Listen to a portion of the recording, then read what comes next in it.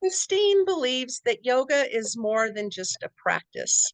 It's a pathway to becoming the best version of ourselves. She's here to share her wisdom and guide us on a journey to understanding how yoga can transform our lives. I took this straight from her website because it really empowered me. Yoga tailored to you. Balance plus strength plus awareness equals agile body, breath, and mind. I love it. Also, upon looking at your website, I was really caught by the fact that you offer a Get Moving consult. Can you tell our listeners about that? Thank you, Leanne. And first of all, I just want to say thank you for having me on. I'm honored. You and I have gotten to know one another a little bit, and I'm so honored to be included in what you're doing. So thank you. Oh, thank you for being here. Uh-huh.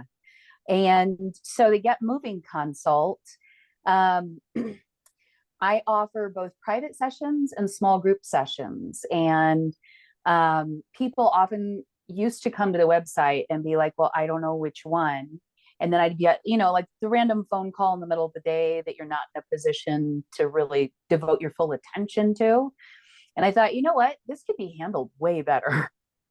Right. And I also, because I really do, a lot of teachers, a lot of studios, it says, we personalize it. It is such a huge part of what I do, that I keep my classes small. And so that the get to know you part is incredibly important. And so I thought, well, I'll just create, a free booked call. And that way the random conversations get moved into something that I can really be present for. I called it a Get Moving call. I've changed that name recently because a high proportion of the people that I work with are people who have had movement practices priorly in their lives and are looking to reestablish that after some sort of hiatus because of fill in the blank, right? Because of life. And so the idea of getting moving, whether it's in your body, breath, or mind, is one of the primary things that I help people do. Wonderful.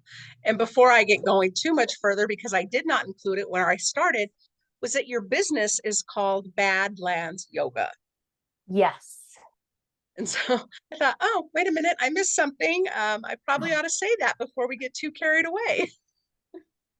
When I named it, I had just come back from I used to do these desert retreats twice a year, where I'd go off into the Badlands of northwestern New Mexico, and practice yoga, meditate, and be in silence for a week or 10 days. And I was doing yoga on this particular peak. Actually, it overlooks a peak. It's a big deserty sort of plateau overlooking what's called Angel Peaks, if anybody's been in that area. And I thought, Badlands Yoga, that's what I want to call that's what I want to call it. And so I came back, I changed the name. And of course, now most of the Google hits I get are on Badlands. People looking for a geographical feature. So in retrospect, it wasn't my best idea, but it's worked and it's a big part of who I am. So it helps people get to know. Thank you so much for sharing that. That is wonderful. We have to connect with the name of our business, and that's beautiful. I mean, I would love to attend a retreat like that. Thank you. Some of those are in the works. Oh, wonderful. Okay, so welcome to another episode of the Happiness on Tap podcast, where we bring you inspiring stories and practical insights for a happier, more fulfilling life. Your go-to podcast for uplifting conversations that stir the heart and ignite the spirit. I'm your host, Leanne Herron, a certified life and health coach and the owner of Finding Resilience with Leanne. And today we have a truly inspiring guest whose life and work are dedicated to promoting holistic wellness. Christine Stump, the founder of YogaGuide, has been guiding yoga and movement practices since 2005 and has been practicing herself since 1971. Christine is the creator of Foundations of Healing Yoga, which identifies 6 scientifically investigated ways yoga can foster healing in both body and mind. She is also the author of the upcoming book, Organic Transformation: Personal Yoga Practices to Invite, Create, and Sustain the Change You Want to See in Your Body, Mind, and World. Christine's passion for yoga is truly infectious, so join us as we dive into a conversation that promises to be enlightening and empowering. Christine practices yoga because it makes her human suit fit better, her attention clearer and more focused, her actions more congruent with who she wants to be. She teaches yoga because if you found her user guide to human experience, you should share it. And the everyday miracles she gets when she witnesses her clients never fail to remind her what's good. So let's get started. Oh, I think that's all just so beautiful.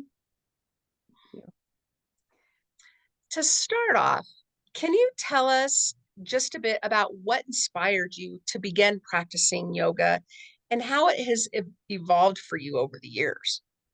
Absolutely. So the evolution is huge because I was 3 when I have my first memory of practicing yoga. I was born with birth defects of my legs and feet that were severe enough I wouldn't have been able to walk at least well. And so I was in casts for the first 2 years of my life. And I don't remember any of that. But what I remember is this feeling, right? The way memories get encoded is just so fascinating. But there was this woman named Lilius. I think it was Lilius, the blue leotard lady on PBS when I was a kid back then. And my mom did yoga with her in the mornings. And I remember my mom was in down dog, and I had this realization, like, maybe I could do that. I mean, it wasn't in language so much, but it was this like, kind of like, oh, let's see if these legs work for that. It was the feeling. And I've been hooked ever since. Yoga was a part of sort of a normal part of my childhood. It wasn't so much like well, and in the 70s, there wasn't, for all the kids out there wasn't a yoga studio on every corner. And so it was, out of books and with my mom, and we would occasionally do a tree pose. And so it was that sort of just like woven in this. When I was a teenager, I started checking books out of the library, and I was sort of an odd, nerdy, quiet teenager, except when I wasn't quiet, of course, which my parents, I think, would probably remind us. And so I would practice out of the book. And so it just sort of evolved from there, alongside a big running habit at the time and a big weightlifting habit. And then it kind of faded into the background for part of my adult life. I was in grad school. I was doing Tai Chi Chuan with a Sifu. Things sort of took a turn, and I moved to Albuquerque to be a paramedic. And when I came here, I was an EMT basic. So there are 3 levels of EMT. And I was the very first level because I was doing a big career switch. And there was a yoga studio near my house. And so that was my entree back.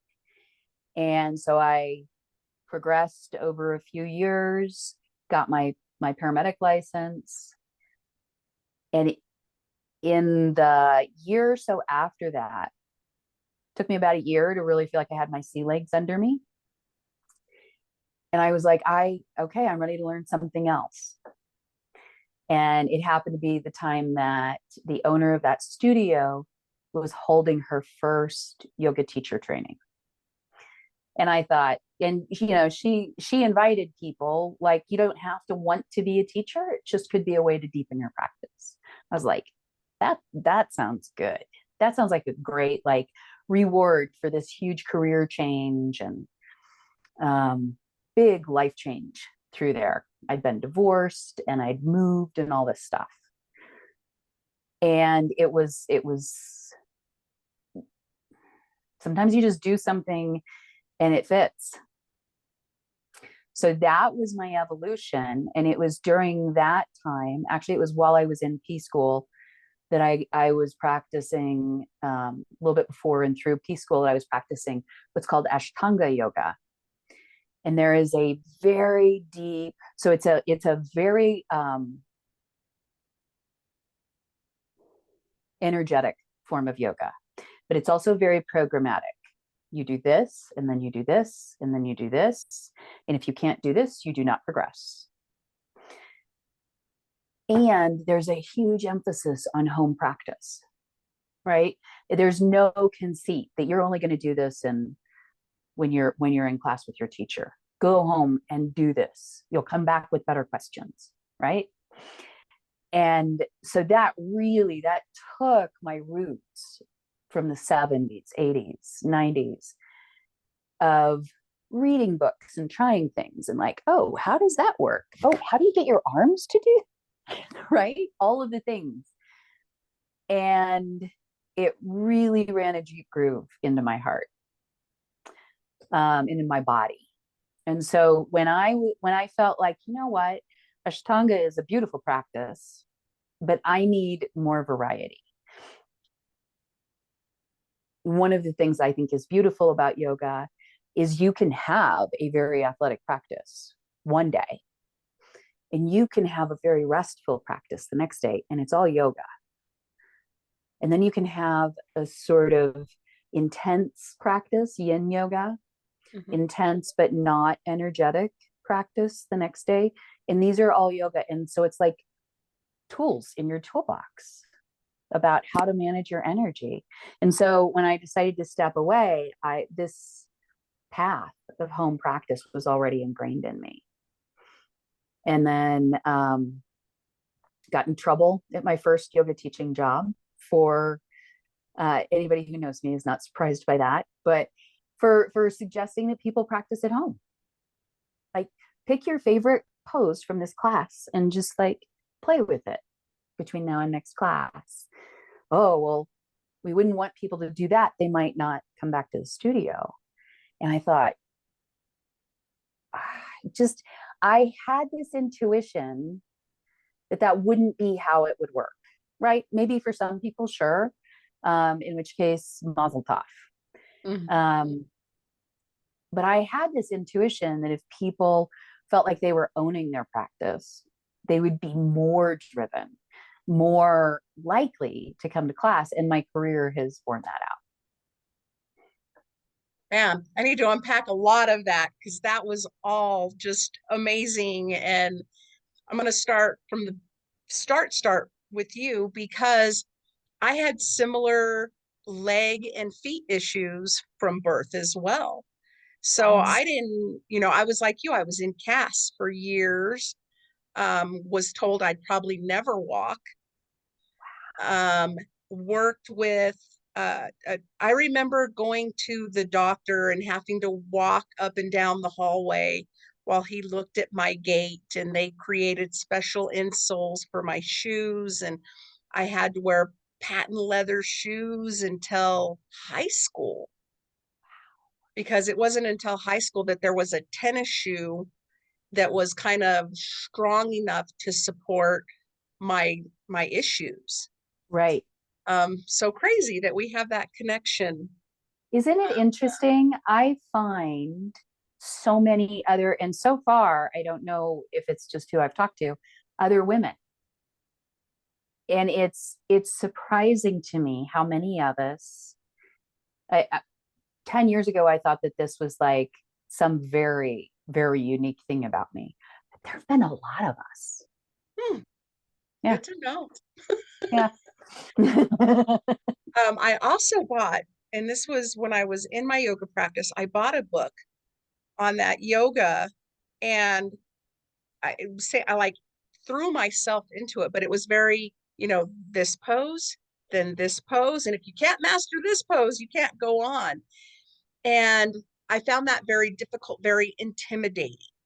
And there was no one to help me master it. It was just pictures in a book. And so that's when I, started going to classes, and really, I didn't have somebody that promoted practice this at home. I did that for myself to continue to improve my pose, because even though the classes were very, basic, then intermediate, then advanced, and you could see those three while you were in class, I had goals. So I wanted to work up and work up and work up. And to do that, I felt I needed more than just a weekly class or whatever to really improve my balance, my stability, my flexibility. And I found this great park. It's over off of Montgomery, Carlisle-ish area, that have these like pedestal stands that are all at different heights off the ground. Oh, And how so I cool. would go from pedestal to pedestal and focus on certain poses, because it really helped me focus and make sure I wasn't going to fall off that pedestal while being in my mind about what I was there to accomplish. So, thank you for telling people, go home and do this. Right? I feel like you and I share this passion for empowerment, and that you and I also have in our each in our own ways, really, like, we've DIY'd a lot of things. We've gotten a lot of help from other people, and we've also been like, there's a way, and I'm going to figure it out. I'm going to figure it out. And I've taken the long way around, but I figured it out. And I think that passion for empowerment is, honestly, I think it's the heart of true yoga. And yeah, so thank you for sharing that story. I love hearing how people motivate and organize themselves to do these things. Yeah, I would do it in my kitchen. I would go on walks up to the mountains, eat like tent rocks, or just up in the mountains like Carlito Springs. I'd find a tree that was down, and I'd climb through the brush and climb on top of that downed tree. Yeah. And that would be where I would practice yoga. Or I'd find a big rock, in the middle of wherever I was hiking, and get up on that rock, because my focus was really, fine tuning because I had really weak ankles because of those issues as a child. Mm-hmm. So I was like, okay, I know I can strengthen them. I've learned these tools and skills, and I can get better if I push myself. And Yes. so that was my push myself, was like, okay, now get up on this rock, or climb out on this tree, and really focus and hold it and feel it and connect with it. Feel it and connect with it. So this is what I love about your story, is what I think I hear, and tell me if you're wrong, is it didn't feel like a push to you. Yeah, well, you describe it as I'm pushing myself, right? And there's an element when you're mastering something, like, I know I have this weakness. I am going to seek ways to find strength, and to demonstrate, and to continue growing into my strength. And there's an element of, you're pushing up against some boundaries there. What I love about your story is that your motivation, right? Building any habit is motivation and ability. You were high on motivation, and you were learning ability, and you made it play. I'm going to go to this park. I found these pedestals. That's my, and I'm just imagining this, this may not be the way you did it. That's my warrior 1 pedestal, my warrior 2, Mhm. that's my, right? Yes. And so you connected it to a place. You have an organization that you don't have to redo every time, but it's also playful. And that I think is another absolutely core element of yoga. It was Yoga part is, of the playground of that park. yes, I So, love that. yeah, it was that play side of me that could still enjoy watching the children play soccer or watching kids Mm-hmm. on the swings. And I could still be there and enjoy being a kid along with these children because my kids are grown and get to enjoy these pieces of equipment Yeah, that may not be their purpose, but it was such a and I love it. I'll have to find the park and have to meet there. I would love that. It's so neat. And they were just, one step. Each one was a little higher. Then they'd kind of go back down, and I'd go through all 5, and then I'd go back up and back down the other side. And I could be out there for an hour, 2 hours, just enjoying nature Yes. and building my practice. So it was fabulous. It sounds fabulous. And that's always, nature has been a big part of my practice. When I can, I am practicing outside. And what I mean by can, sometimes I practice in the snow. I practice barefoot in the snow sometimes. We have a little spot that we've cleared on our land that I call the Zendo.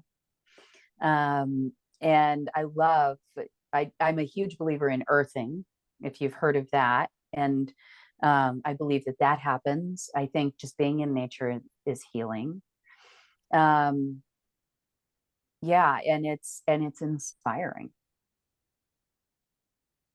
And it also is so great for your mental health to Mm. just, I'm about earthing. I love to be outside barefoot, digging in my garden, walking in my grass, noticing new things as they come through the earth.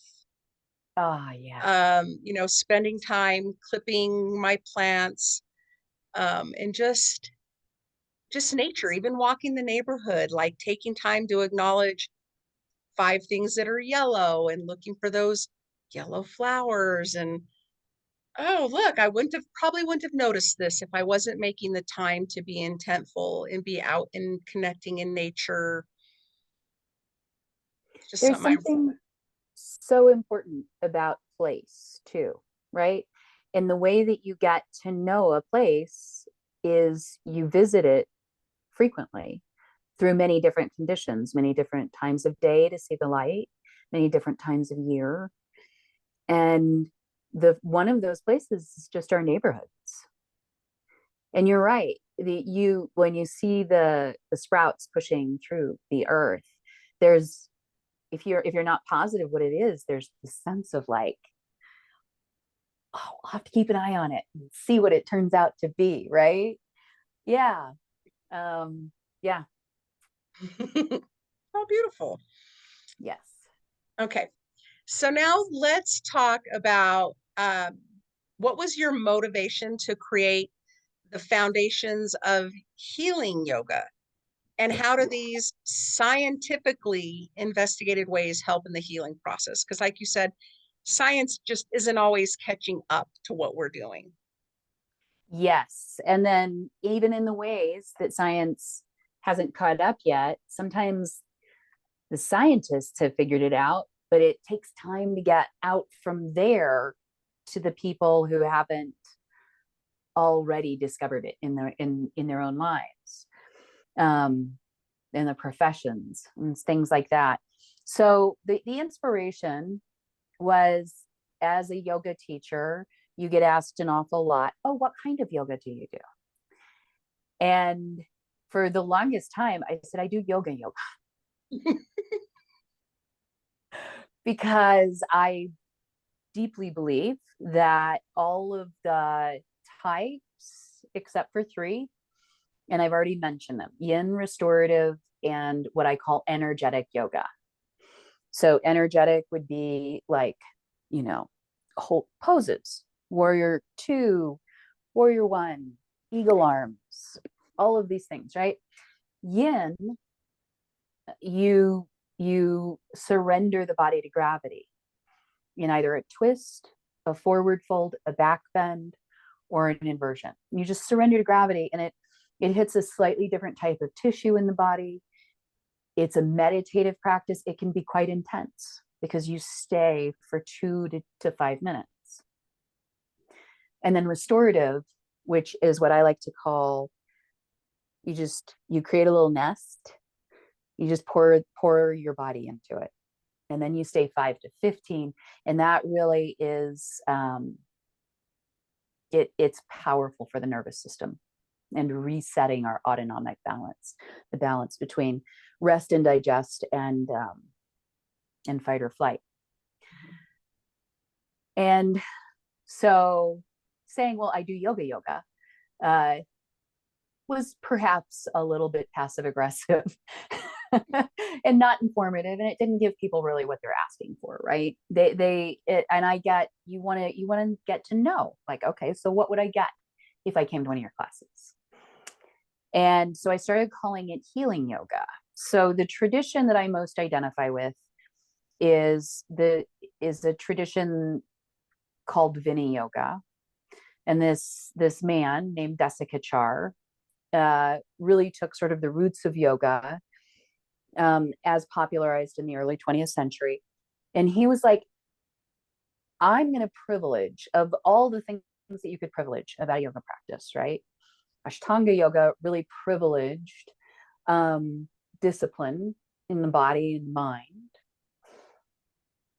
Desikachar said, I'm going to privilege that yoga has to be adapted to the individual. And so he's considered in some circles the father of therapeutic yoga. And that adaptation is so important that it's not yoga if it's not adapted to the individual. Now, that doesn't mean, so I teach group classes. I keep them small, under generally 9 people, because that's the amount of people that I can take into account continuously for an hour and a half. And there are going to be poses in there that aren't really meant for that person, but they're targeted more to these people, and vice versa. But over the balance of the class, there are poses that are sort of, I chose them because of things that I observed or things that people told me. And modifications and support are available all the way through. And I combine almost in every class yin, restorative, and energetic practices, along with breathing practices, pranayama, and meditation practices, attentional practices. And that's an awful lot to tell somebody. So I just started calling it healing yoga. And light bulbs, I could see, you can kind of see light bulbs when people are like, oh, that's interesting, right? And so I went with that. And then I realized I have to explain more about what healing means to me, because it's what I'm not offering a cure. Mm-hmm. I'm not saying that yoga fixes you or even that you need to be fixed. But the root word of healing is wholeness. And this way of doing yoga acknowledges the wholeness of each individual exactly where they are. You are whole, and your body is working the way that it needs to work. Your body is doing what it's and here I get very anthropomorphic, right? I want to say designed, and we'll leave that to the philosophers and religious studies people. But your body's working right. Just because you do best with a modification doesn't mean it's not an advanced pose. And I believe that strongly. I also believe strongly that what we think of as basic poses are some of the most powerful poses in the canon. You don't have to, like, if you take out Iyengar's Light on Yoga, if I remember right, there are 572 postures, right? And some of those are, well, they're impressive that anybody ever got their body there, right? There's this one where he's standing on his head and his arms are like this. So it's just his head on the ground, right? I'm not super convinced that anybody actually ever needs to do that. And I'm personally pretty convinced that most people walking the face of the earth would deeply benefit from a warrior pose, a fierce pose, a locust pose. And so it's the basic poses that carry, I think, the deepest potential for transformation. And I'm a nerd from way back. I was a paramedic before I did this full time. I was a philosopher before I was a paramedic, in a different life. And I tend to read science. If anybody's ever interested in doing research on health stuff, PubMed, PubMed, is sort of the research engine for the NIH, the National Institutes of Health, and the best research is cataloged there. And you can set up these alerts. So I have alerts I've always had for as long as I was able to. Alerts set up on yoga and pain, yoga and back pain, yoga and inflammation, yoga and circadian rhythm, yoga and this, yoga and that. And I started to notice there are about 6 things that yoga does differently than other movement practices, right? And that science is now starting to go, oh, wow, that balances the autonomic nervous system. And you know what balancing the autonomic nervous system does? It undergirds your entire healing response, right? You know this. The name of your business is Finding Resilience, right? And resilience is another word for this, this flexibility and balance in the autonomic nervous system. So the 6 things are that yoga is a practice. So this, it's called in pharmacology, it's called a dose-dependent response, right? You don't take 7 multivitamins on Sunday for the week. If you take multivitamins, you take 1 each morning because you need that little bit every day. And if you do 7 on Sunday, it doesn't do for you what you want it to. Something being a practice means that it's repetitive at usually at intervals, right? And yoga is best when it's done repetitively at short intervals. I choose daily. 3 times a week is good.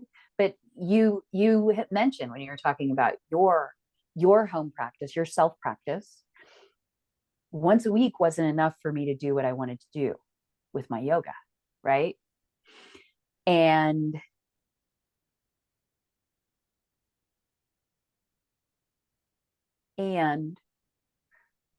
just like learning an instrument or learning a language, I took piano and guitar lessons when I was a kid. Those were once a week events, sometimes once every other week. And then I was expected to practice, whether or not I did or did well. This is a whole different discussion, but I was expected to practice, right, for 30 minutes a day. That does things that having someone tell you what to do doesn't do in your nervous system. And that doesn't make going to a class bad. I mean, I'd sort of be out of business if I thought that. What it does, though, is it really focuses on how in a class you're being given something that then you can take and make your own. And I found that process of taking it and making it my own was magical, period. And the science around practice, and another word for practice is habit formation. That's probably the bigger buzzword right now. when we form habits that we've chosen for their beneficial effects in our life, it increases self-confidence, self-concept, a sense of power in the world, the sense that you can do anything, or at least that next thing that you want to do, right? So practice is the first one. The second one that's gotten a ton of play in the meditation world is interoception.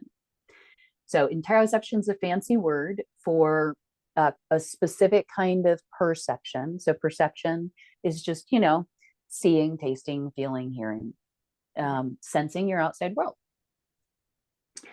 Interoception is sensing the inside of your body.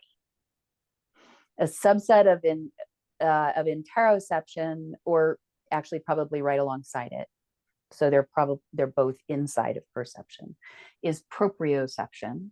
Proprioception is, if I can't see my hand, how do I know where it's at? Right? And it seems obvious, well, because it's part of your body.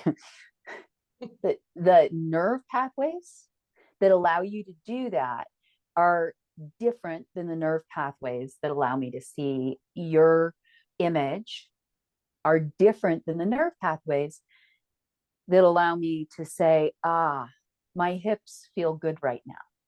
My feet are on the ground. I'm hearing a little buzzing noise. I don't have a headache, or I do have a headache. My tummy feels this way. So all of those lateral things are interoception. There are these tiny little things in your brain, and they're parts of your brain. The amygdala is the one that most people will have heard of. Turns out that when you sense the interior of your body, when you even try to, so I've had people say, well, I can't do that, and so it doesn't work for me. Here's the thing. All it takes is trying to sense the inside of your body. And interoception has to go through these parts of your nervous system that are in charge of whether you're in fight or flight or rest and digest. And the first time, okay, fine, I'll try to sense how my belly's doing, right? Might not work that time. But it's like you're sending out little emissaries, and they're knocking on the door, like, hey, I'd like to feel this thing. Hey, I'd like to feel this thing. And eventually that gentle knocking gets these parts of the brain to go, oh, well, in order to do that, we're going to have to switch into rest and digest. And let me look around. Okay, safe enough, we can do that. Right? Of course, it happens like that. But interoception is absolutely foundational to the practice of yoga. And so that was the second one. And the others really sort of unravel from there. True core, breath as movement, rhythms, and personalization. And we've already talked about personalization. So those are the things: circadian rhythm, the team that discovered the physical mechanism that undergirds our circadian rhythms got the 2017 Nobel Prize, right? So that is how recent. Now that research had to be going on for 20 or maybe 30 years before that, right? But that's how recent some of this stuff is, that we're looking at it scientifically and saying, that's how it works. And so I decided to organize the research and write about it. And then I called it Healing Yoga. Ooh, I'm very intrigued, and now I want to get it, and I want to read it, because it's all fascinating. Also, I don't remember learning it in my yoga practice, but in my meditation practice, is that body inventory. That allowing yourself and being able to say, I am safe in where I am.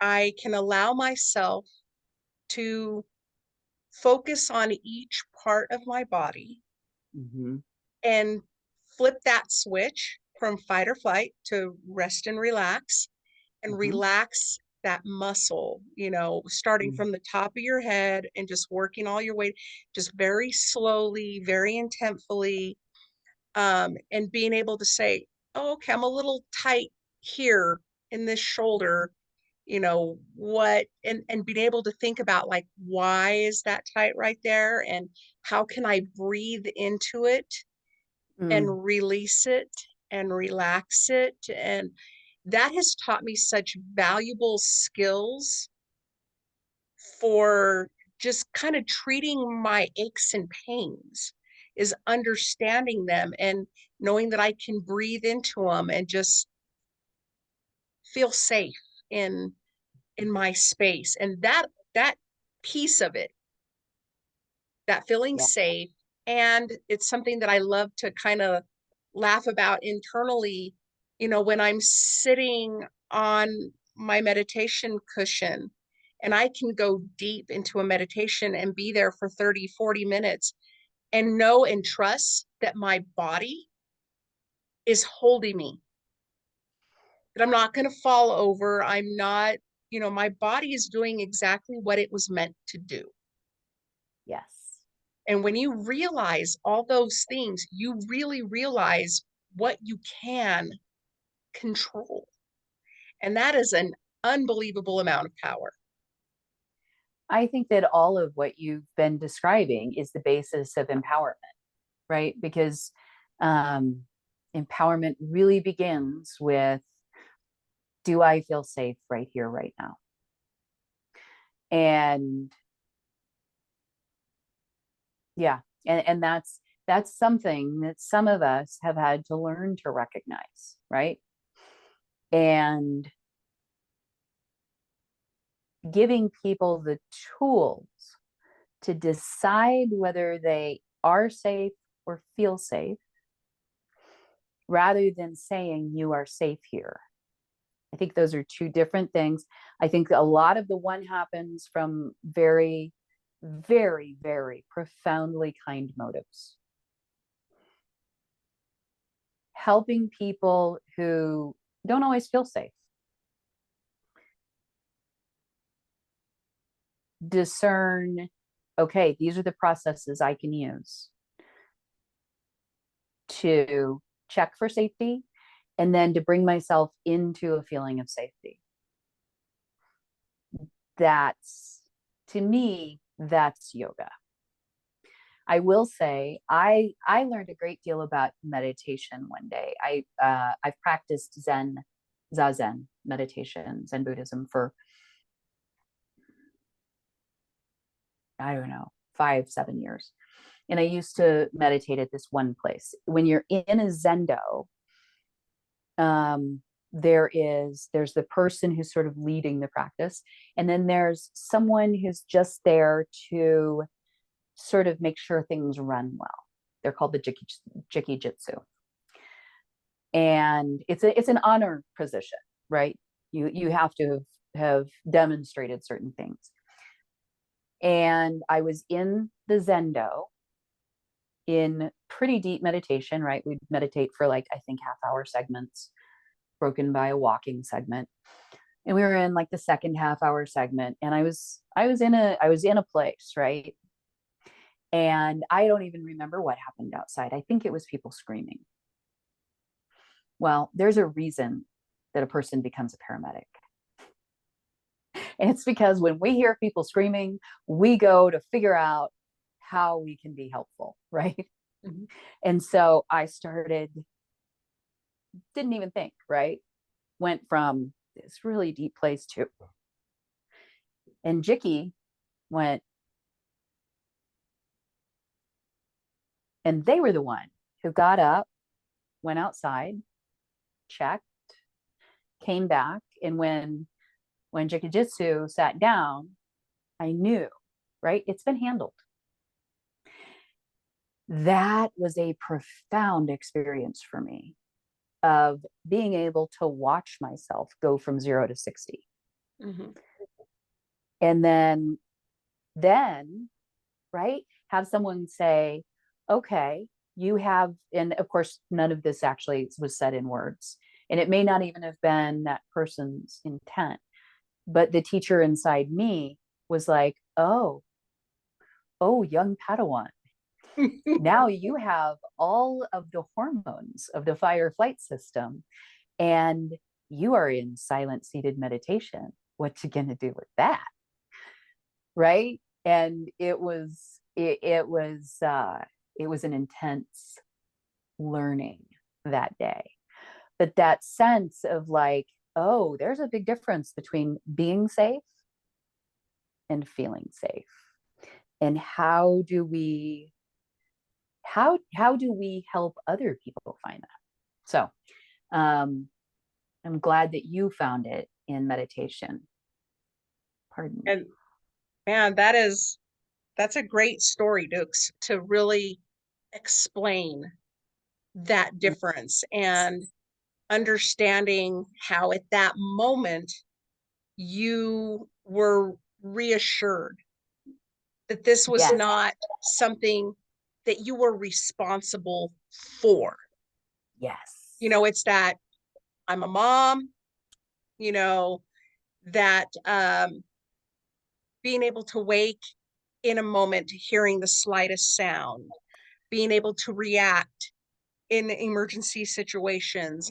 You know, it's that mother in us that can make us do those things. Mm-hmm. And in fact, last night my husband and I were having a conversation, and I don't remember what triggered it. It was something that he reads really fast. Like he can catch a blurb on the TV screen that I don't even acknowledge seeing. Like I just don't pay that much attention. And he'll be like, did I really just see that? And he'll back it up and go, yeah, stupid people can't spell. Drives him absolutely bananas. I'm like, how did you even see that? Like I didn't even see it cross the screen, didn't even, you know, and what we have decided between the two of us was our two different childhoods. Mm-hmm. His was in a safe environment where he wasn't having to figure out how to react to control the outcome of the next situation. I was raised in an abusive household where I had to think in advance about what I needed to do to control the outcome. You know, Mm-hmm. if I do this, then maybe my mom won't come home and abuse me. Mm-hmm. And so I had a different focus in life, and his focus was completely different because we just had that difference in our childhood. I think that it's so important to be able to acknowledge those differences, and then how our nervous systems are formed by that, and how he can learn from some of your abilities, and you can learn from some of his abilities. Mm-hmm. Aaron and I tend to be like I'm fast to react, fast to talk. And my husband, so this is not about yoga, but I knew I was in love with him. He had been quiet a whole night. He had accompanied me and several of my girlfriends to the Nutcracker Suite in downtown Albuquerque one year. And he pulled out everybody's chairs and he bought drinks before it. And he'd just been wonderful. He'd been pretty quiet. And we're walking along afterwards. And Patty said, Aaron, what did you think of that? Because it was, honestly, this was decades ago. It was a pretty abysmal performance. And we were, of course, talking about it. And Patty was like, Aaron, what did you think? And he likes to have a toothpick. He was walking down the street, took his toothpick out, and he said, worst damn production of Oklahoma I've ever seen. That was the moment that I just fell. It's like, oh, I need some of this in my life. And I think that's how relationships work sometimes, right? Yeah. And I, like you said, yeah, I really love that we can learn from each other and that we share those stories and those differences. And, I think I mentioned to you yesterday, we literally grew up on the same block our entire childhood. And to see how different things were in his house than how different things were in my house. Really, it's something that we get to dig into that Mm-hmm. develops our relationship and how we interact with each other. And he gets to understand how I react and why I react the way that I do. And he can slow me down. And he has also given me a voice, Mm. one that I didn't have growing up because I was Mm. raised to be seen and not heard.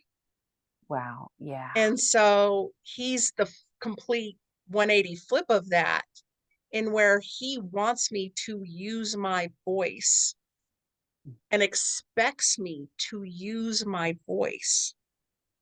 And so that has just been such a growth experience for me, learning this at 50.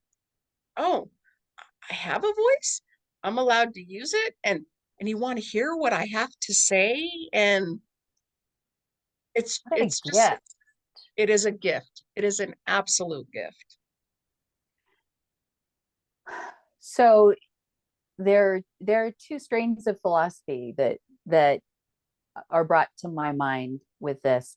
And it's that, human experience is as diverse as it comes, right? For every A, there's a Z. For every, right? It's just so diverse. And in the Bhagavad Gita, one of the central messages is that the whole of things is sacred. And consciousness doesn't interact with the whole of things, right? Consciousness is consciousness of something. Mm-hmm. Awareness can be simple awareness, but consciousness is consciousness of something. And in order to be conscious of something, we have to become individuals, right? The whole is sacred. It's the universal.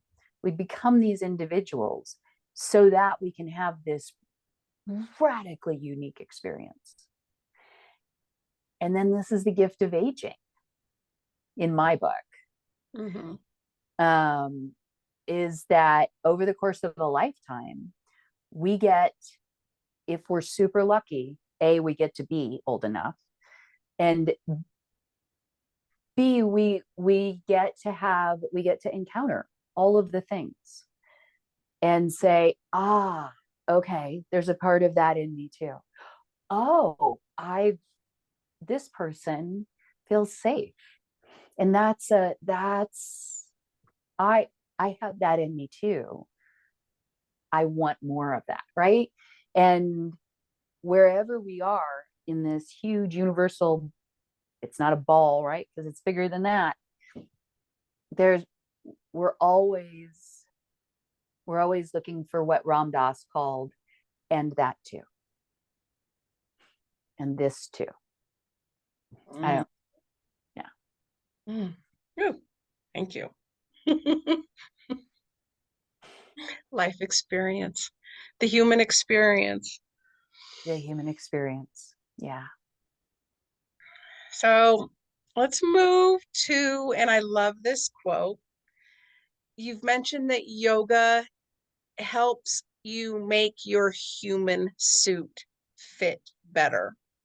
Can you explain what that means and how others might achieve that same feeling through Mm. yoga, or just to be accepting of our human skin? Well, you hit the nail on the head, and thank you so much. I love that question. So what I mean by it is, I think I came up with that as sort of an offhand comment, there was this period of time where people were talking about meat suits. This is my meat suit kind of thing. And I Is was that like, a Lady Gaga reference to the meat suit? I think the Lady Gaga outfit followed the meat suit commentary. But I like, oh, I don't like thinking of this as meat. And at the same time, I believe that matter and consciousness are coexistent. Not that they're separate things, but that this body is the same as consciousness. And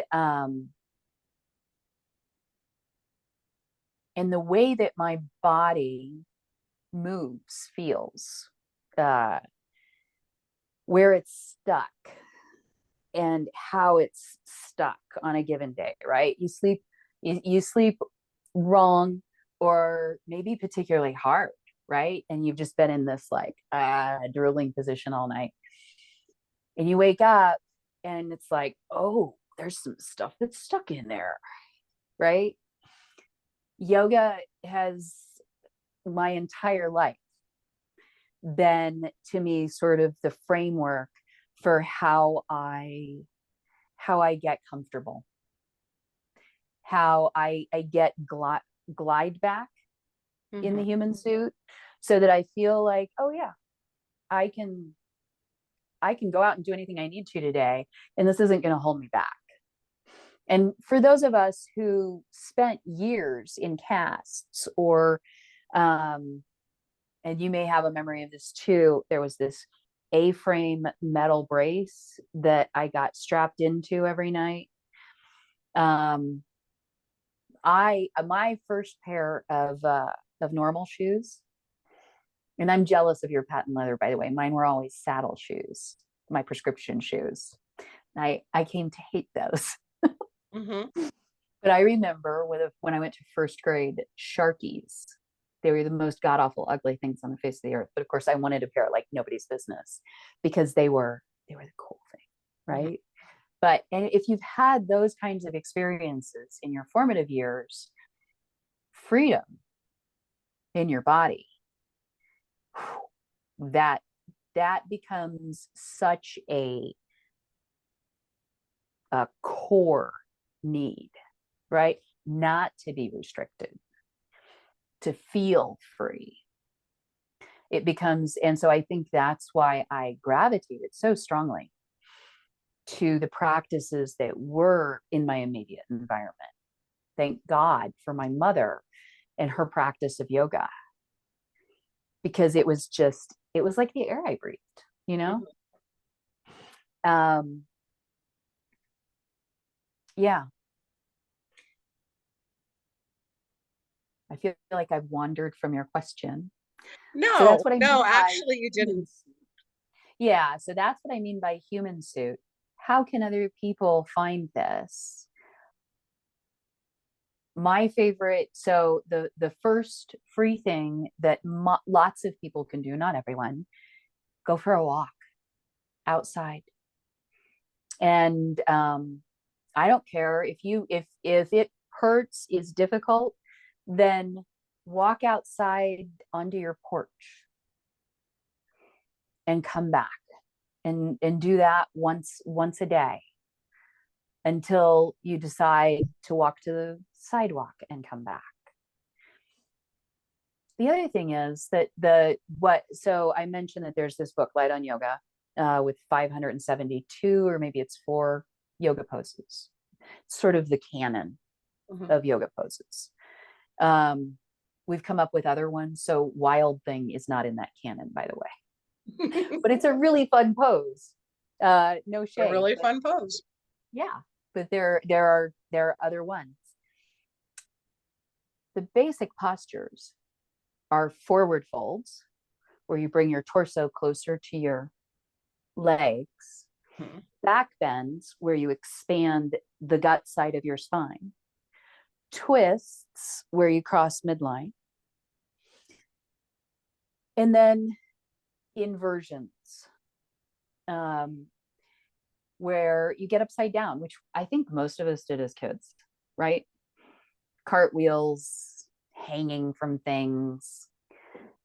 What I want to highlight with this is what we think of as warrior 1, warrior 2, warrior 3, tree pose, side angle pose, triangle pose. All of these things didn't exist until arguably within the last 150 years. Does that mean people weren't doing them? No, but it wasn't canonized.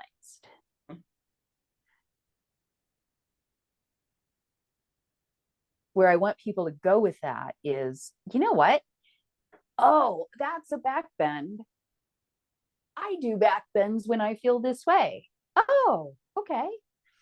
And so there's this workshop that I teach called the Home Yoga Practice Workshop, where I give people, so these, when you're in a yoga teacher training, they tell you back bends are energizing and mood uplifting. Forward folds are calming and relaxing. Twists are energizing and they help circulation, right? Here's the thing. Once I started teaching yoga and paying attention to how people reacted to things, I realized pretty darn quick, back bends aren't mood uplifting for everyone. Mm-hmm.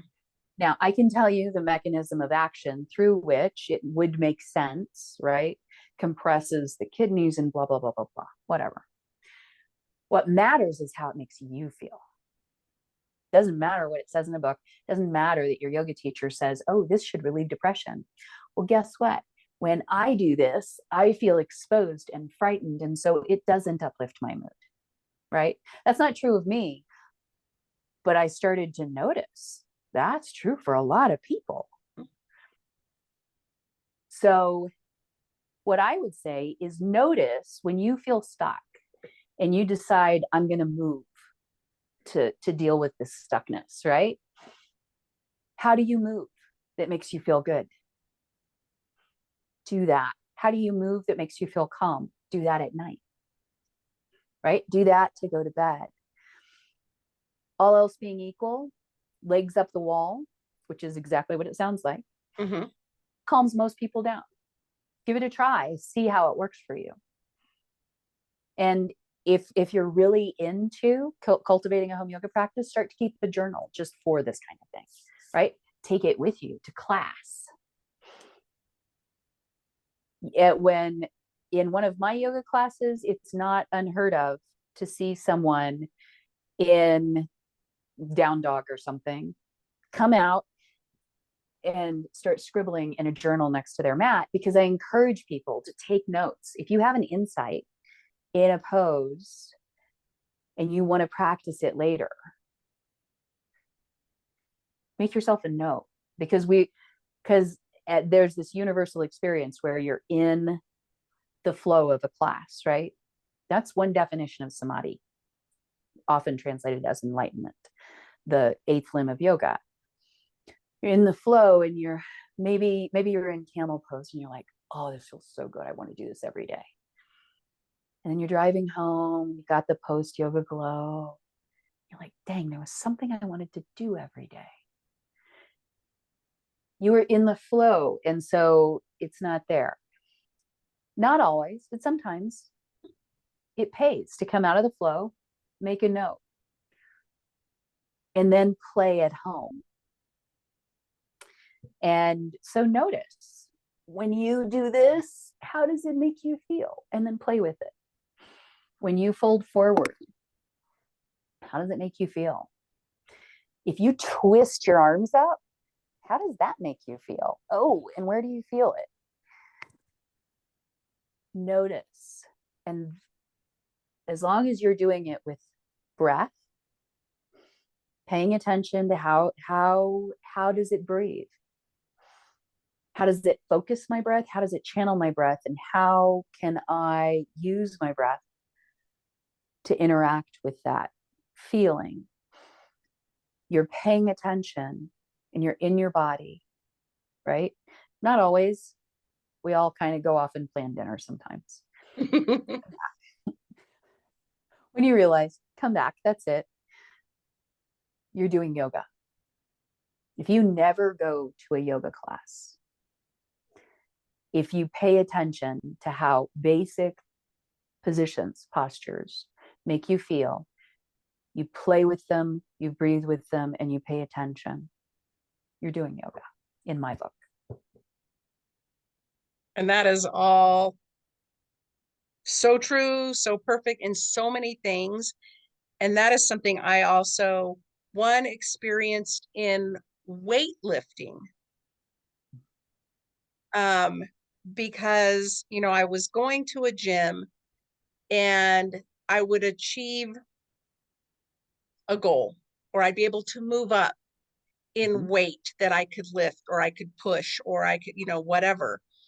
But if I wasn't tracking that information the next day or 2 days later, my mind would forget what I had achieved and what I was capable of. And I would start lower. And then it would take me longer to get back up there again. When I started tracking and paying attention and writing down or using an app on my phone and say, okay, I was able to push with my legs 250 pounds today. It gave me my start, or, you know, closer to that the next time around. Yeah. The focus on breath, you know, if I was doing certain things with my arms, or just different exercises, if I focused my breath and really paid attention, like you said, how does this make me feel? Yes. And, you know, if I didn't like it, then I would write that down. Like, I didn't like this. And then I could go to somebody else and either ask for help or guidance, or, and just say, like, this made me feel this. What am I doing? And I wouldn't call it wrong, Right. but, you know, to be able to write that down and question it and learn from it and be in conversation with it. Be in conversation with it was so, again, we go back to the empowering. That was always something that, you know, empowered me. So I'm very much methodical. I am very much a tracker, whether it's what I eat, how it affects my blood sugar, how it affects my weight, how it affects just all the different things. What am I eating and what is it causing? That was a valuable tool. What am I doing in the gym? How am I feeling? What is it causing? And those have been things that have always worked for me in my practices, whatever that practice is, whether it's yoga, whether it's weightlifting, whether it's meditation. So yeah, I agree with you 100%. Stop, write a little note. Yeah. It is so worth it in the long run. Yes. And, you know, people will say, oh, but I love the flow of things. And so I'm not saying that every single time you go to a class, you have to take detailed notes. It's not a college lecture. You're not going to be tested, right? But we all know that there are certain classes where you have epiphanies, where you're like, oh, that's what that instruction means, right? Take a minute, right? Let that encode that. Let that sink in. Because when you think you're going to remember, odds are you're not. Like you said, you get out and you go, man, what was that I wanted to remember? That was so awesome. Why can't I pinpoint it? And so I am one of the worst people I know with remembering names. And it honestly happened somewhere about halfway through my career in EMS. And I chalked it up. Maybe this is a total rationalization, And I'm open to that being true. But I chalked it up to I would meet so many people over the course of a night, right? And when I in the early days, I would remember everybody's names. I could remember all the way to the end of my career. I could walk in and give a report with accurate blood pressure, heart rate, respiratory rate, and a bunch of other information that I deemed necessary. But man, to remember that person's name the next time I saw them, that wasn't going to happen. I think my Rolodex was full. Mm-hmm. Right. And the reason I even tell that story is there comes a point in your life. They say that Einstein, right? He wrote everything down, or maybe I'm remembering this a little bit wrong, but the idea is here. He wrote things down like telephone numbers. He didn't try to remember them because it was a waste of his attention, his precious, sacred attention, right? And you get to a point in your life where you've paid attention to a lot of things. And so writing it down is incredibly helpful. And honestly, if I could go back to my 17-year-old self, I think I'd probably tell them the same thing. Yeah. Absolutely. It goes to what we were talking about a little bit earlier with my mind and where my attention would go. So my Rolodex was filled with, how do I stay safe? What can I do to be safe? So paying attention to other things, that explains to me like why I wasn't so invested in school and my husband, where are we now, 35 years from graduation, can remember the name of the teacher that taught this class in middle school. I couldn't tell you the name of maybe one or two of any of my teachers at all. Like those things just didn't implant in my brain because they weren't what kept me safe until the teacher that I do remember was the one teacher who noticed what was going on and kept me safe. Now I remember his name. I remember the day, everything about the day. Any other teacher that was just there teaching something on the board didn't matter to me. Right. Yeah. And so, and realizing that we do live in a little Rolodex and it gets full, and we have to kind of choose how we remember those things as we get older, especially. Yeah. Well, and I think it's not new to say that what we pay attention to is what becomes important to us, right? And so if we decide that something's important, then concurrent with that, if we're going to be successful, is deciding that we're going to pay attention to it. Right. What is it? Where your attention goes, your energy flows. Yeah. Yeah. And so what I would want people to remember from that is you are enough, you are powerful, and you are good. Pay attention to that. It is worth your attention to remind yourself how powerful you are, that you're enough, and that you are good. Thank you. So wonderful.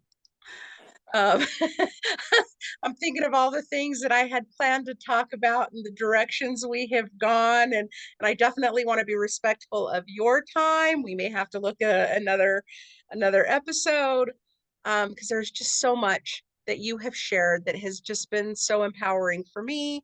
I know it's going to be empowering for my listeners, and you're really putting focus on all the benefits and how you teach it and how you acknowledge it and how people can understand it. And one of the things, like how yoga supports like clarity and Mm, focused attention, and how people can like incorporate yoga to benefit that part of, daily life. And so for me, it's even like being intentful in my everyday activities, from washing dishes, you know, uh, people, I have friends that go like, how can you just enjoy being a clean freak? Like, I love to keep a clean house, but that is my quiet, focused, mm, happy time. It's focusing on the temperature of the water, how it mm, makes me feel. It's focusing on, that I have dishes to wash from a well done meal that has provided nourishment to my body, that has mm. provided conversation with my husband. Connection. Absolutely. And so I think that for me is that clarity and focused attention Mm, that I have developed through all of my practices that mhm, make the day-to-day monotony something that I still cherish in my day. mm. So this is I think that this is just so deep. One of the depth teachings in yoga is that there are obstacles to the word that's often used is enlightenment. I don't like that word for Westerners because it's been sort of elevated to this thing that's out of reach, right? Oh, well, enlightenment. I'm never going to be there, so another beer, please, right? Not there's anything wrong with beer. Uh, and what is often translated as enlightenment can be translated as flow, right? That like when there's no difference between you and what you're doing. It can be translated as clarity. And in yoga practice, so the obstacles to yoga, to union with self, and self there doesn't mean like your personality and your quirks. Self means open awareness. Um, Unity with self, there are 5 classes of obstacles. They're called kleshas. And the depth teaching is that the practice of posture, breath, and attention together will remove the obstacles. So the teaching is that it's fine to have goals. In fact, A.G. Mohan, which is one of the current luminaries of the tradition that I locate myself in, says that goals are necessary to a vibrant yoga practice. What the depth teaching shows us is that those goals are sort of for our monkey mind to keep us anchored, right? What yoga is doing is it's removing the obstacles to what you already are. And I love it. That actually like covers specifically one of the things I wanted to ask you about without even thinking about it. And going there are like people who are facing either physical or mental health challenges, and Mm. how yoga can be tailored to address specific circumstances. Like you said, it's those obstacles Yeah. and the breath, and what you just said, that like perfectly answered that that question without me asking it. Well, and I have practiced physical asana with quadriplegics and paraplegics before. Did it mean that their bodies took the outward form of what we think of as tree pose or whatever? No, no. It's about attention, focusing the attention inward and using your imagination. So in Western philosophy, Kant was this guy who said that the action in human consciousness is really in imagination. That's where that's where it happens. And I think the depth teachings of yoga show us that when we use our imagination skillfully, it has consequences in our physical reality. And so through attention and breath and imagining, feeling their bodies, not that their limbs moved, right? But that imagining, oh, I can feel, oh yeah, because we can create sensations with our imagination, right? In the same way that I can create a good mood out of a bad mood by choosing to do something that maybe I don't want to do right now. Maybe I don't want to do my yoga today. Maybe I want to sit here and drink my tea and think about why I'm in a bad mood, which is something that I only make fun because that's something that I sometimes want to do. But if I make a choice to do something that I know has a certain effect, I can change that, right?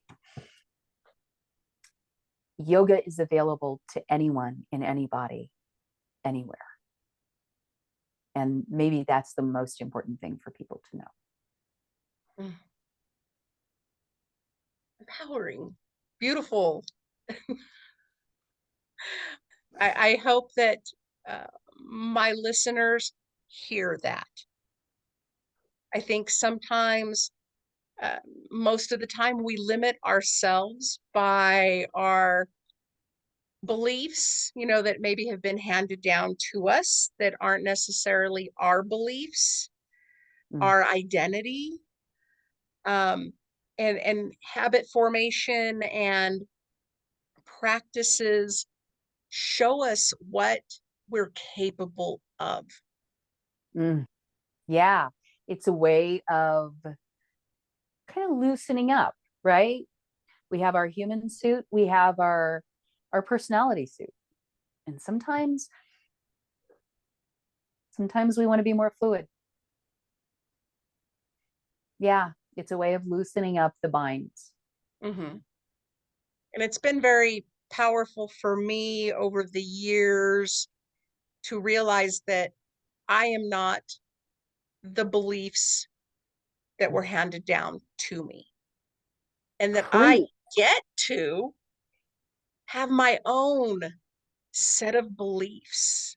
Yeah. That are outside, whether it's, religion or just anything. If I believed who I was, with my limitations, with my legs and my feet, if I believed who I was from the way people used to talk about me because of my adoption, which we talked about yesterday, or if I, you know, chose to be, or if I was the same person that my mother was, that we get to choose. We get to make our life what we want it to be, that we're not stuck. We're not stuck. And, that has been, because I always kind of grew up like, I will never do X, whatever it was. I was like, I am not that person. I am not going to do that thing just because it was something that was done to me. Or, addiction, growing up the child of an alcoholic. That doesn't mean I am going to be an alcoholic. I get to choose.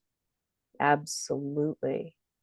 One of the most empowering things that my first teacher did, she taught us this book called the Yoga Sutras. It's in Sanskrit.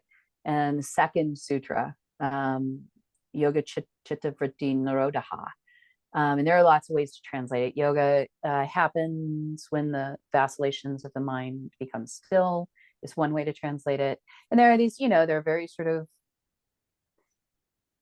erudite translations. And she started translating it. I suspect that she got it from somebody else too, because that's how these things work, right?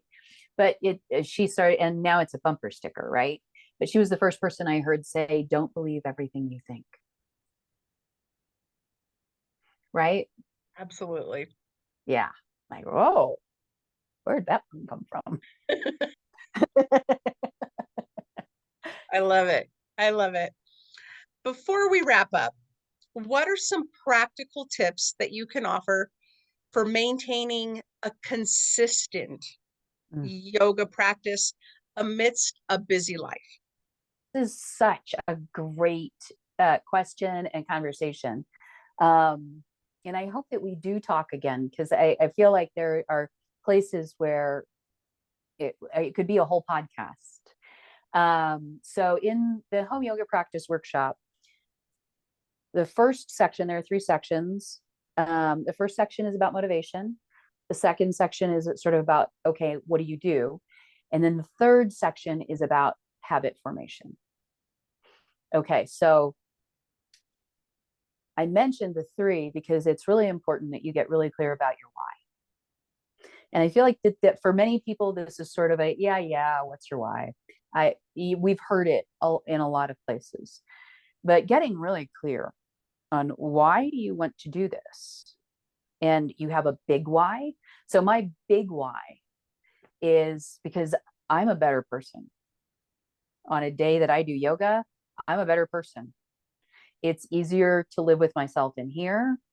And I'm pretty sure if you ask the people around me, it's easier to live with me out there too. That's my big why. And then there are little whys, right?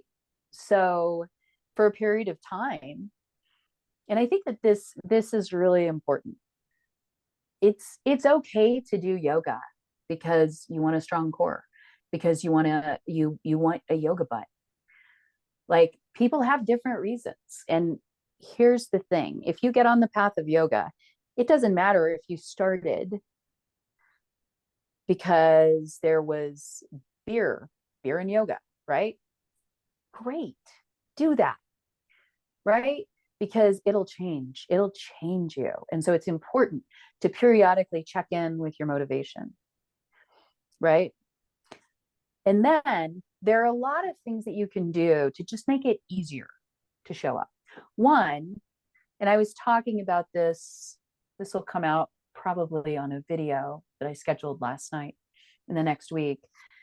But if I want to get together with a girlfriend who I haven't seen in a while, I call her and I make a time and I tell her where I'd like to meet her, right?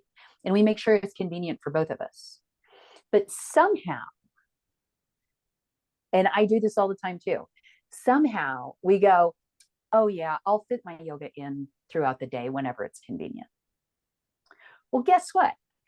If I said, oh, I'll see that person whenever it's convenient, I might see them once a decade when it just happens to happen, right?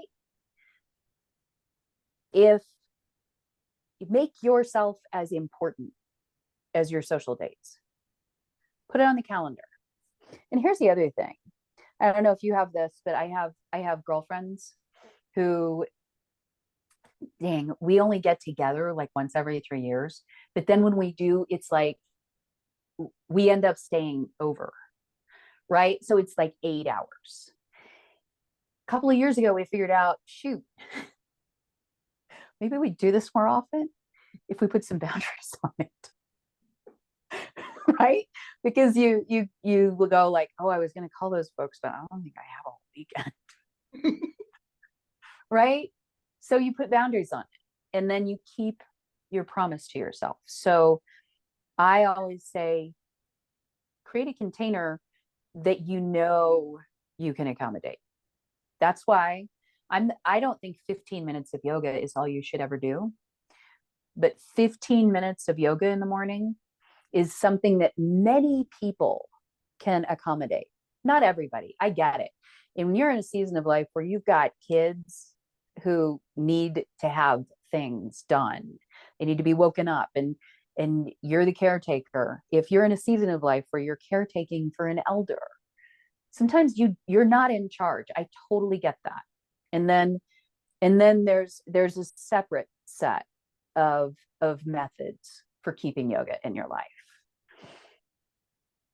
when you're outside those times, you probably have 5 to 15 minutes that you can say, okay, come hell or high water, I am going to at least lay down in Shavasana, right? And this is the other thing. So creating a permission structure, meaning I don't have to, a yoga practice isn't only when I sweat.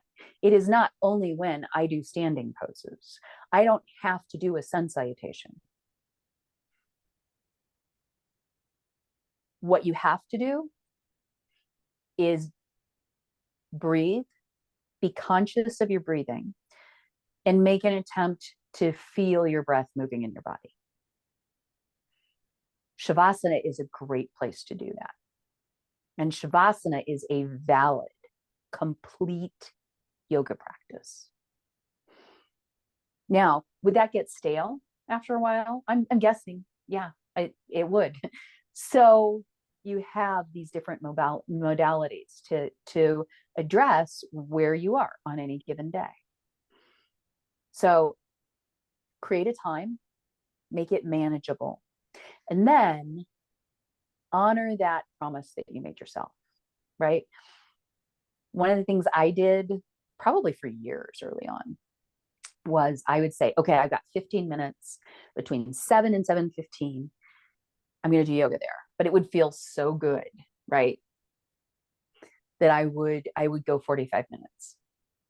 But then I'd be screwed somewhere else because I didn't really have 45 minutes. That's why I planned for 15. And when I got the message of, if you set time aside, honor that boundary, and I applied it to my yoga practice, whole different level of buy-in on a gut level, right? I was bought in up here, but on a like, okay, yeah, this is safe, right? We keep coming back to create a sense of safety for the practice. And then I think you and I talked about this yesterday. Create a place. If you sometimes put your yoga mat over there and you sometimes put it over there, and sometimes you put it outside the door, you don't have a process, right? And when we create processes, we take a lot of the friction out of our lives. And you are much more likely, I was talking to my husband about this morning. I'm in a time where my morning routine has kind of been jumbled and thrown up. And so I was like, I got to start doing things in an order, because I love mornings, my favorite time of day. And Erin says, I like to play Snow White. I like to just go outside and la-di-da, right? and With the birds. 3 hours later. And I'm not saying that that's bad. I love that about myself. And I want to create a space for it, right, in my life. And most of my days, I don't have 3 hours to be Snow White, right? And so create a structure. I will, right? This is the basic trigger structure. I will practice yoga after I drink 1 glass of tea, right? Does that mean that at the end of that glass, I don't sometimes go, I would like another glass of tea now, thank you? I do frequently. And having made that commitment to myself, 8 times out of 10, I go and I do the yoga, and then I have my tea later, right? And so, and having a place takes the friction out of that. Having a trigger takes the friction out, right? Sometimes people say, oh, but that's boring, right? I'm more of a free spirit. Boredom is part of a practice, right? Boredom tells you something. So yeah, occasionally I find it boring. And that's the part of me that's like, but I'd like to sit and look out my front window and drink tea. Because here, like, there are birds and right. Okay. So dance with boredom when I'm bored. Right. And frankly, it doesn't last very long because notice how you breathe. Mm-hmm. If you feel bored, pay attention to your breath. Oh, wow. You'll learn things about yourself. Right. And then you're not bored. So I'm a free spirit. I'm as free of spirit as they come. My spirit is happier when the part of me that looks at systems creates caring systems for that spirit. And then happiness and freedom hold hands. Absolutely. And I think we talked about that yesterday as well. So I really encourage people to listen to both of our podcast episodes so you understand what we keep saying. Oh, we talked about this yesterday. I call it setting myself up for success. Yeah. The beauty of being a entrepreneur and business owner is I set my hours. Mm-hmm. And when I first did it, I was like 8 to 5, Monday through Thursday. I want to take Friday off. And then I thought, man, I've lived my whole life in that 8 to 5 schedule working for somebody else. This is my business. Like, I set my calendar, I set my schedule. My schedule is not going to live in the 8 to 5 anymore because I have more important, and I don't say more important in that sense, but my self-care became what was important to me Mm-hmm. from 8 to 9 or 8 to 10. So my business hours are now 10 to 3. After 3, I want my time to be where I'm happy with my husband, spending time with him, enjoying our evening. I have molded it to fit within the hours of our day. Yeah. And I can work after he goes to bed because he gets up early, so he goes to bed early. I can then choose to work, but I set myself up for success. So, like you were talking about, I take those things out that would cause me, to not achieve my self-care.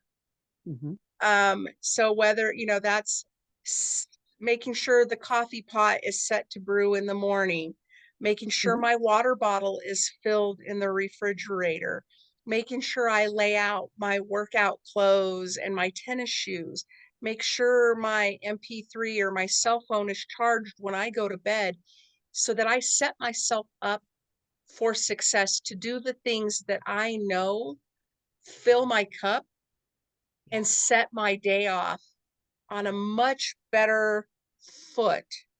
Yeah. Granted, yes, I don't have small children. I don't have those same obligations of getting the kids up and getting them out the door. But even when I did, it was pre-packing their lunches. Right. It was pre-laying out their clothes for the next day. It was finding the things that I could do before I went to bed that set my morning up to have a lot less stress in it. And I'm Yeah. also very much like, I love listening to podcasts. And for a long time, I avoided podcasts. I thought they were just like, I don't know, because I had people who were listening to like things about Bigfoot. I'm like, why would you want to, to each his own. I had to give up that. Why would you? But I set myself up. I listen to podcasts in the morning on things that are going to benefit my day, my life, my job, my career, so I know what I want to listen to, but my meditations, I Mm-hmm. let them pick me. And Yes. that, Yeah. having that dance, Mm-hmm. but also being able to do what I need to do to set myself up for success in my day. Yeah. So that I wasn't saying, oh, well, maybe I'll meditate this evening, Mm-hmm. which would be then taking out of that time to be with my husband, So I've had to find what works in my day. And that's how you do it. You have to experiment, right? And so when I was having that conversation with my husband this morning, it was, gosh, I told myself I would do this thing. I'll take my walk first thing. And I was like, but I don't really feel like it. And then I was like, okay, but I said I would run this experiment, right? And so just remembering that just because you set an intention doesn't mean it's the rest of your life, right? Check in and different people do it different ways, right? First of the month, last of the month, full moon, new moon. I love that structure. Beginning of a season, right? But you check in and go like, is this really working for me? And then you shift and you run a new experiment. That's the beauty of it. Yes. One thing we didn't want to talk about, so I definitely want to schedule another episode with you, is your book that's going to be coming out in December. Well, okay, so it's self-published. So this is all reliant upon me doing what is on my calendar and it going roughly the way I think it's going to go. And as you know, as a solopreneur, that doesn't always work. So I'm already a little bit behind schedule. But yeah, the intention is for me to self-publish this book on Kindle for December 1st. And it is the home yoga practice workbook that has been the structure of these workshops that I've taught for the better part of 20 years. With all of the insights of healing yoga and how our yoga practice can empower us to become more of ourselves, and how becoming more of ourselves allows us to create the world that we want to live in. Mm-hmm. Because I think, and a lot of people have very different opinions about how we get to the world we want to live in. And we're in this period of time where there's a great deal of differing opinions and potential for division.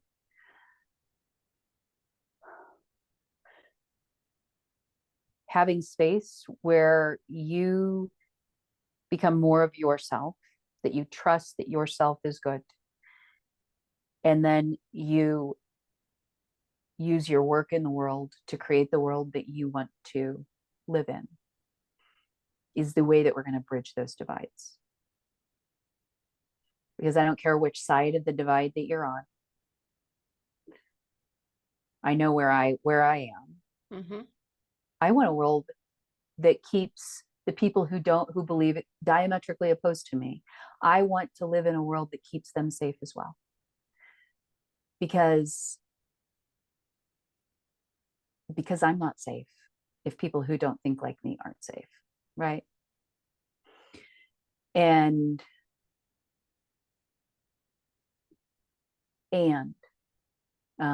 when we remove the obstacles to becoming who we truly are, to ourselves as awareness, we're removing the obstacles to doing that work in the world. One of the things that I've done in my life was be part of several protest movements, starting in 1984 and shanty towns and in the 80s at college and things like that. And one of the things that really struck me, and the reason that I did not stay in that environment where I thought that I was going to make my life in political organizing and awareness, was people freaking mean and batshit crazy sometimes. And I don't know what your experiences were, but it was incredibly patriarchal. The structures were incredibly, oddly rigid. There were exceptions, right? I worked with some nuns. Actually, they more worked with me. I was a high school student at the time. And those were much more generative environments. But most of the environments I encountered were, I wish those people meditated more. Absolutely. So that's the link between creating organic transformation in your life and your world. For me, it starts on the yoga mat or the meditation cushion, and it goes off from there. Yeah, we will definitely have to schedule another episode. I think there's so much more to this conversation. And I want people to really dive deep into the conversations we've had both today and yesterday. And so we will, Yeah. we will cross advertise these two episodes, and for people to look to the book that you've written before. I am very interested in it as well. So to be clear, the Foundations of Healing Yoga is a course that I sometimes teach. And I haven't written the book version of that is going to be incorporated into this new one that's coming out. Okay. You can find articles on medium.com where I write about what healing yoga is. And then on my website, there's one article that just is what is healing yoga. I was looking at that yesterday. So thank you for mentioning that. Thank you for clarifying the Foundations of Healing Yoga, that's not a book, but it's going to be incorporated into your next book, Organic Transformation, or into your book, Organic Transformation. So thank you for clarifying that. I'm so excited to have registered for your upcoming event. If you want to mention that real quick, I think it's wonderful. So I am partnering with Tiani Lynette Perkins, the Wild Hypno Lady. And she does a confidence workshop that she calls the Unstoppable Her. So she's a women's confidence expert. And she did a workshop for us in June that was a wild success. And she was like, you know what, maybe I think there's more I want to share. Maybe there's an Unstoppable Her too. I was like, great. When do you want to do it? And then I offered to teach the yoga with it. So how about we help people get into their bodies? We work with breath. So we're doing Unstoppable Her, yoga and confidence specialist on the 29th, I believe, of September at Badlands Yoga. It's in person only. And is it 28th? Is it the 28th or 29th? It's you are correct. It is the 28th at 11 a.m. And people are most welcome to register. There's a link on my website, badlandsyoga.com. Perfect. That was my next question, is make sure we let people know where they can find you. So badlandsyoga.com is a really good hub. You can sign up for things there, the Get Moving call that we talked about early on, as well as private sessions, group sessions, workshops, and events. You can read some of my writing over at medium.com, which is like an aggregator site. And then I'm on Insta and Facebook, not as regularly as I probably should be, but as regularly as I can be. And there, and on YouTube, Badlands Yoga, at Badlands Yoga on YouTube, where I host the Home Yogi podcast. That's where people can find us together from yesterday. So I wanted to make sure that we put that out there so people will know where. I've enjoyed watching your episodes on your Home Yogi Source podcast. That has been great. So again, I want to thank you so much for your time, for everything you shared, for the connections that you and I have made, and really getting to know you over the last 2 days has just been wonderful for me. Been I'm so much looking, fun. it has been wonderful, and I'm really looking forward to the 28th. Um, Me because too. I think that'll help get me back into that part of my practice. And I really, we can all use more boosts in our confidence. And Right? so I'm looking forward to meeting your co-host. Um, you She's a know, powerhouse. so thank you again. It has been such a delight. Thank you for your time, and everything you have shared. Um, we touched My on where people can find you. I will make sure and include that in the notes below. When we get around to advertising, cross advertising our 2 episodes, I will make sure and add that to this episode so you can go back and find that and listen to it. Uh, for my listeners, thank you for tuning in to the Happiness on Tap podcast. If you enjoyed this discussion with Christine as much as I have, please leave a review. Share this episode with somebody who might find it helpful, and have a joyful day. And thank you so much. Thank you, Leanne. Happy Yoga Day. Happy Yoga Day.